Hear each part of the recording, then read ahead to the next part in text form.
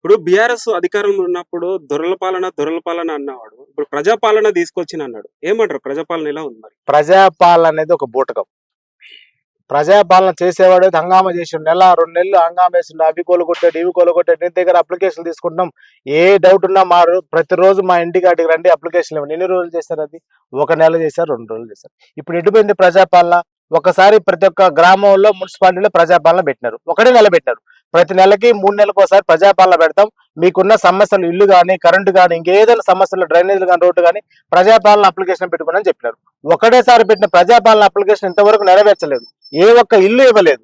ఏ ఒక్క current bill అందరికీ కూడా కాలేదు. రుణమాఫీ కాలేదు. అంతెందుకు, ఈ రోజు రైతు భరోసా ఇస్తానని చెప్పి 4 సార్లు కూడా 2 సార్లు రైతు భరోసా వేసి ఇప్పటివరకు ఇంకా రెండు సార్లు రైతు బంధు, రైతు భరోసా కూడా నువ్వు బాకీ ఉన్నావు. అది ఇవ్వకుండా మళ్ళీ ఎలక్షన్ అయిపోయిన తర్వాత వేస్తా, ఏప్రిల్ తర్వాత వేస్తా అనేది ఇవన్నీ జస్ట్ ఎలక్షన్ స్టంట్ మాత్రమే.